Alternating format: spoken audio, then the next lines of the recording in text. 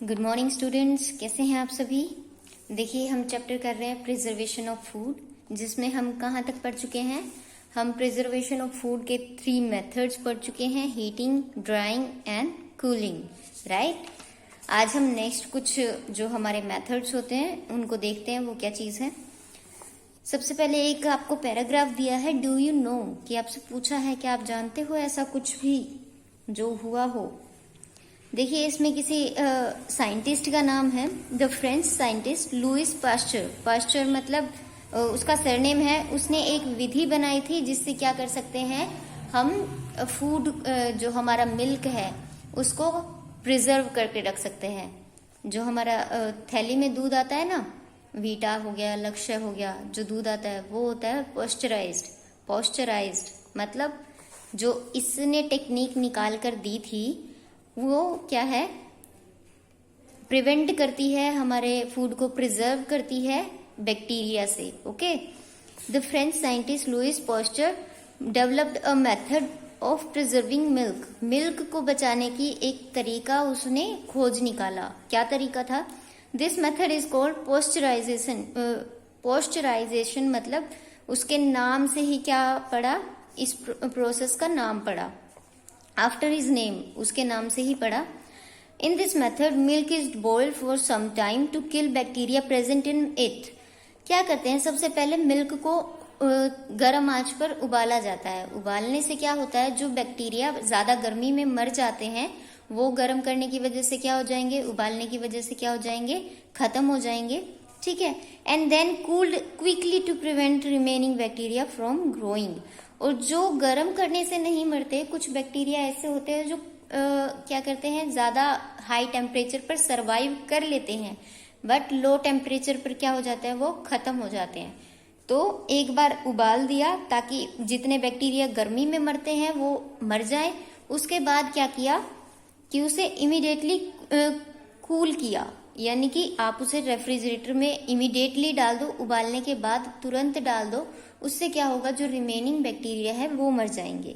ठीक है, the milk is then filled into sterilized बोतल और पाउचेस। जो हमारे थैली आती हैं वीटा की या लक्ष्य की, वो उनमें क्या करते हैं, फिर इनको फिल कर दिया जाता है। जैसे बोटल्स होती हैं उनमें भी कर सकते हैं, और जो पाउचेस होते हैं उनमें भी किया जा सकता है फिल। ओके, तो ये आपकी पॉस्चराइजेशन जो हमारी टेक्निक है दूध को बचाने की।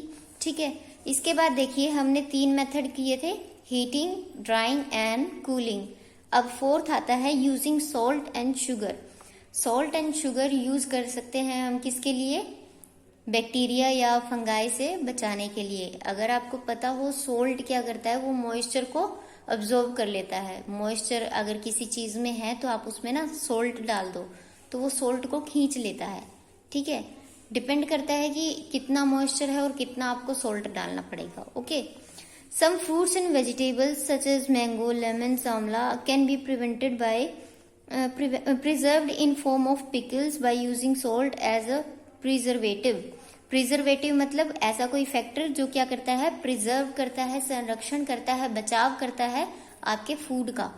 तो मैंगो, लेमन, आंवला जो भी है, इनका हम अचार डालते हैं ना, सोल्ट वगैरह यूज करके क्या करते हैं, इनका अचार डाला जा सकता है। ठीक है, सोल्टी जो फूड होता है उसमें बैक्टीरिया इतना अच्छे से ग्रो नहीं करते हैं, बट जो स्वीट थिंग्स होती हैं उन पर बैक्टीरिया सबसे ज्यादा अटैक करते हैं।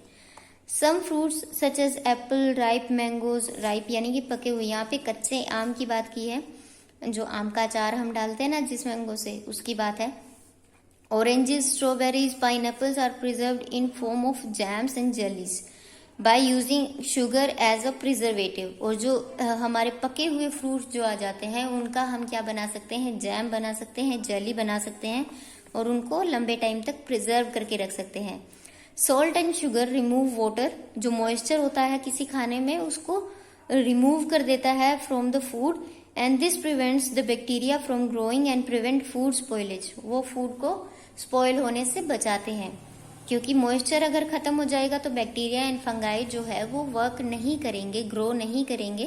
तो इसीलिए क्या है, हम शुगर एंड सॉल्ट दोनों को यूज कर सकते हैं प्रिजर्वेटिव के तौर पर। Okay, Potatoes and bananas are preserved in form of wafers by drying and using salt as preservative. जो बनाना है, पोटैटो है, उनके हम चिप्स बनाते हैं, राइट। आप उनको क्या कर सकते हो, चिप्स बना सकते हो, या किसी और फॉर्म में आप उनको ड्राई करके रख सकते हो, और सॉल्ट यूज किया जा सकता है उनके पर प्रिजर्वेटिव के तौर पर। Papad is made from pulses by using salt and spices as preservative. और जो पापड़ है वो बनाया जाता है दालों से या जो आपके अनाज होते हैं उनसे, और उनमें स्पाइसेस एंड सॉल्ट को यूज किया जाता है प्रिजर्वेटिव के तौर पर। Beside salt and sugar, mustard oil, vinegar and spices are also used as food preservative. जो मस्टर्ड ऑयल है, हमारा सरसों का तेल, विनेगर है, स्पाइसेस है, वो सब क्या है, फूड प्रिजर्वेटिव्स है। ओके, तो आपने देखा कि फूड प्रिजर्वेटिव्स के अगर आपसे पूछा जाए कौन कौन से होते हैं, तो आप क्या लिखोगे, सॉल्ट, शुगर और pulses, spices, mustard oil, vinegar and spices. Okay, ये 5-6 हैं जो आप फूड प्रिजर्वेटिव के तौर पर यूज कर सकते हो। Using chemical preservative, chemical preservative आप यूज कर सकते हो ताकि आपका क्या हो जाए, फूड है वो बच जाए। ओके, अब देखिए इस टेक्निक में क्या बताया है, use chemical preservative. A chemical like sodium metabisulphite, कोई केमिकल है जिसका नाम क्या है, sodium metabisulphite, kill all food poisoning bacteria and prevents food spoiling. जो केमिकल कंपाउंड है सोडियम मेटाबिसल्फाइड, वो क्या करता है, बैक्टीरिया को मार देता है, खत्म कर देता है। This is used to preserve food such as jams, jellies, juice, squashes. इन सब में हम किसको यूज कर सकते हैं, सोडियम मेटाबिसल्फाइड को यूज कर सकते हैं, जैम्स में, जेलीज में, जूस में, स्क्वैशेस में। ओके, 6th जो टेक्निक आती है वो आती है कैनिंग। कैनिंग मतलब आप छोटे छोटे कैन होते हैं ना, जैसे कोक का हो गया, आपने कभी देखा हो, right. Food is first heated at a high temperature to kill food spoiling bacteria. सबसे पहले क्या किया जाता है, जो भी उस कैन के अंदर फिल किया जाएगा उस फूड को हाई टेम्परेचर पर क्या किया जाता है, बॉईल किया जाता है, ताकि जो फूड स्पॉइलिंग बैक्टीरिया है वो खत्म हो जाए। And then sealed in airtight cans to prevent attack of microorganism again. और उन्हें उसी वक्त क्या कर दिया जाता है, एयर टाइट कैन्स जो होती हैं उनमें भर दिया जाता है, ताकि माइक्रो ऑर्गेनिज्म जो है, फंगाई है, बैक्टीरिया है, इंसेक्ट्स है, वो उस पर दोबारा अटैक ना करें। ओके, तो देखिए आपसे ये कुछ क्वेश्चन पूछे गए हैं, tick the correct statement and cross that the wrong one.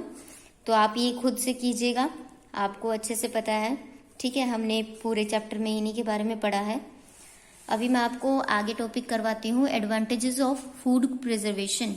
इसको करने के यूज क्या है, क्या जरूरत पड़ती है हमें, क्या फायदा होता है फूड प्रिजर्व करने का। Food preservation has following advantage. इसके एडवांटेज कौन कौन से हैं, जैसे it decreases food wastage, food की वेस्टेज कम हो जाती है, क्योंकि खाना खराब नहीं होगा तो हम उसे दोबारा भी तो खा सकते हैं ना। It increases the storage period of food, जैसे कि ड्राइंग है, अगर हम किसी चीज को सुखा लेते हैं तो वो ज्यादा दिन तक चलती है। जैसे हमने देखा था, फिश को सुखाया जाता है सनलाइट में, और फिर मंथ्स के लिए आप क्या कर सकते हो, उनको स्टोर करके रख सकते हो। कूलिंग भी हमने देखा था कि कूलिंग में बहुत लो टेम्परेचर पर अगर आप फिश या मीट को रख देते हो तो वो लंबे टाइम तक प्रिजर्व रहता है। It makes it possible for us to get fruits and vegetable even in off season. जो कूलिंग या फिर हमारी जो दूसरी टेक्निक्स हैं जिनको हम यूज करते हैं ताकि हम लंबे टाइम तक जो ऑफ सीजन में मिलने वाले फ्रूट्स एंड वेजिटेबल्स हैं वो भी खा सकें इस टाइम पर। जैसे कि सर्दियों में आप देखते हो ऑरेंजेस आते हैं, लेकिन गर्मियों में भी वो आपको अवेलेबल हैं, है ना। तो वो किस वजह से है कि फूड स्टोरेज इस तरीके से किया गया है ताकि उनको खराब होने से बचाया जा सके, उनका फूड प्रिजर्वेशन किया गया है, ठीक है। Nowadays we get mangoes and apple throughout the year. Mangoes जो हैं, एप्पल्स जो हैं, वो हम पूरे साल भर खाते हैं ना, तो वो किसके वजह से पॉसिबल है, वो पॉसिबल है फूड प्रिजर्वेशन की वजह से। It makes it possible for us to get fruits and vegetable from far off places. जैसे कि एप्पल्स हैं, कश्मीर से आते हैं। कश्मीर से अगर आप जाओ कन्याकुमारी तक तो बहुत ज़्यादा टाइम लग जाता है, करीबन 4-5 दिन आराम से लग जाएंगे आपको। 4-5 दिन में फ्रूट वैसे ही खराब हो जाते हैं। तो फूड प्रिजर्वेशन से क्या होता है कि वो 4-5 दिन की बजाय महीनों तक आप उनको ऐसे का ऐसे रख सकते हो। उन पे कोई बैक्टीरिया वर्क नहीं करेगा, कोई फंगाई नहीं वर्क करेगी। जो आपका फूड है वो ऐसे का ऐसे प्रिजर्व रहेगा, स्पॉइल नहीं होगा। जैसे ऑरेंजेस नागपुर में नागपुर से आते हैं दिल्ली तक, फिर वहां से अलग अलग स्टेट्स में जाते हैं, डिस्ट्रीब्यूट होते हैं। तो नागपुर से पहले दिल्ली आया, उसमें टाइम लगा, फिर दिल्ली से हरियाणा में आया, हरियाणा में फिर जींद तक आया।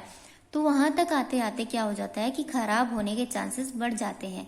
इसीलिए जरूरत है फूड प्रिजर्वेशन की।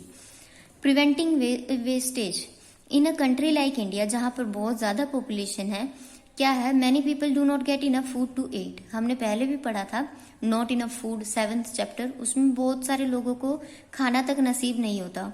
We must therefore prevent wastage of food, इसीलिए हमें जरूरत है कि हम जितना हमारे लिए यूजफुल है हम उतना खाएं। हमें अपने में से कम नहीं करना, लेकिन हमें दूसरों के लिए बचाना भी सीखना है। ठीक है।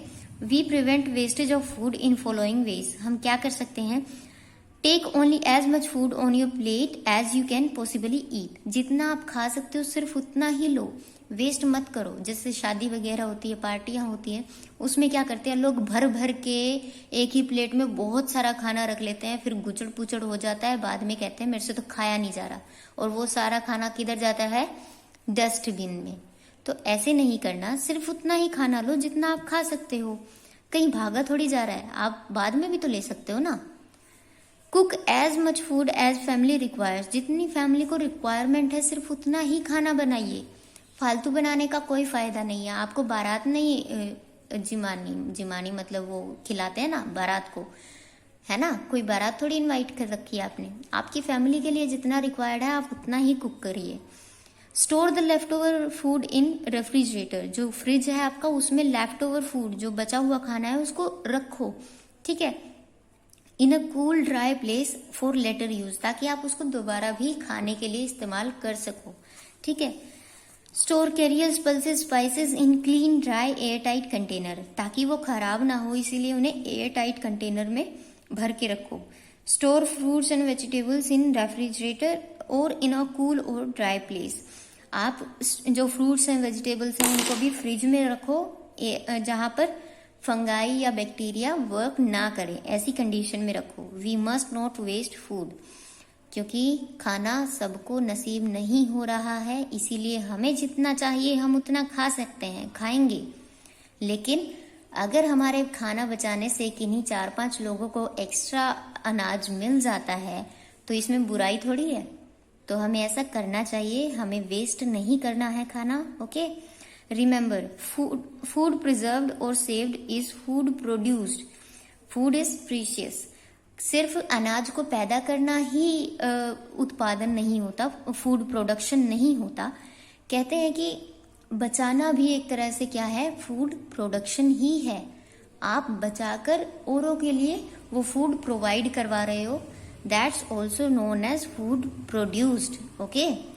तो आप भी किसानों की तरह खाना बचाकर हेल्प कर सकते हो सोसाइटी में हर एक इंसान के पास खाना पहुंचाने के लिए। ठीक है। तो देखिए ये आज का आपका टॉपिक था, मैंने रीडिंग पार्ट पूरा कंप्लीट करवा दिया है, अब कल एक्सरसाइज का पार्ट करवाऊंगी मैं। Okay. So thank you class, आप इसको पढ़िएगा अच्छे से। Okay, thank you.